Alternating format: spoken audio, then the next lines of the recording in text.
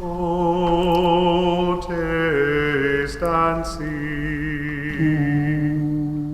Jesus Christ, my name is Father Vladimir and I welcome you back to our online cooking show. The other day I posted a picture of freshly brewed tea next to our jar of kombucha, and Rick asked me, how do you make kombucha at home? Because if you go to the store, a bottle of kombucha like this costs about $4. Well, I think just about $4. And so how do you make it at home? The best way to make it at home is to get a starter batch from somebody. If you don't know anyone, your next best shot to go to the store, get yourself a bottle of kombucha that isn't flavored. Just look for the label that says original and no flavor in it. I suppose you can use the flavored one, but I never did. So this is a 16-ounce bottle of original unflavored kombucha.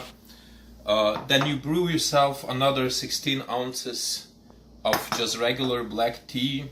You see, I'm using Lipton, whatever you have, whatever you like to brew. So I use 2 tea bags to basically the best calculation, a tea bag to a cup, or 8 ounces. You know, every 8 ounces should get a tea bag. That's how you make yourself a tea for yourself, and this is how you make the tea for kombucha. Now to that 2 cups of brewed tea, I will give 2 tablespoons of sugar, granulated sugar. You can use raw sugar and just mix it so it dissolves. Just 2 words about the sugar. If you will have to experiment for yourself, because the more sugar, the sweeter your freshly brewed tea is, the end result of kombucha will be a much sour tasting. So you have to kind of experiment and see what works the best for you. So a tablespoon of sugar per cup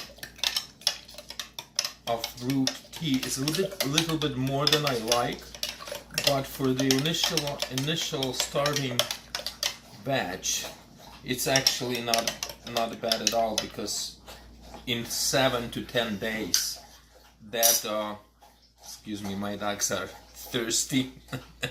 But in 7 to 10 days, this sugar will be consumed by the kombucha culture. So all you need to do is to add the store-bought kombucha to your freshly brewed tea. And the store-bought kombucha, you will see there's Mother SCOBY inside. If you don't see it, it will even out. It's kind of more than I thought, but that's basically makes it. So next, what you want to do is to cover your kombucha with a coffee filter and a little rubber band so nothing gets in it, and just leave it in the room temperature for about 7 to 10 days. And in 7 to 10 days you will begin to see a SCOBY forming on the very top, and as time passes, the SCOBY will actually grow, and if you decide to transfer to a larger container, just like we did, and I will show you in a minute, that SCOBY will grow, and that will speed up the process of fermentation. So what to do next? In 7 days, you can actually double the mixture. You can brew 32 ounces, because right now this is 32 ounces, 16 and 16. So we have 32 ounces. You will have 32 ounces of a starter. Brew another 32 ounces of tea. Combine in a bigger vessel both, wait another 10 days, and then you can double it again. So, you know, you will have to experience to see what is the working amount of kombucha you need, so you can take half and start drinking with your family, and the other half can give you a boost for another batch.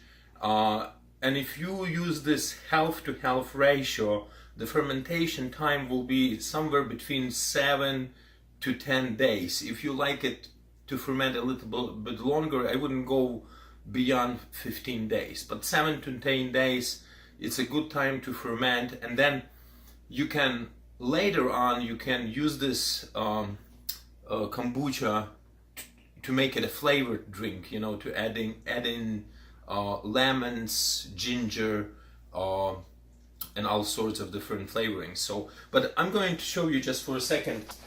Here we have our batch that we started, just like I started from the very little one, just like I showed it to you. And here we have almost 3 gallons of kombucha. And this is what you can, I'm gonna wiggle it a little bit. You can see that little film is forming on the top of the tea. That's the SCOBY, or symbiotic colony of bacteria and yeast. I remember that. So these good bacteria and yeast, they basically are being fed on sugar, and as a byproduct they you know, they release acid, which you taste as sour, and a little bit, very tiny bit of alcohol. So this drink is actually not gonna be an alcoholic, but as a part of fermentation, alcohol is produced. So this batch will be ready in about maybe 5 to 6 days, and then we will be flavoring it. I'm not sure if we will be able to, maybe down the road we'll show, because we never flavored our kombucha in the past. So maybe we will try to do some flavoring ourselves, and perhaps we can do videos for you. So again, this is very easy to do. All you need, basically, a bottle from the store of original kombucha, and then you just brew regular tea, combine together, let it sit for 7 to 10 days on the counter, and you have your own homemade kombucha.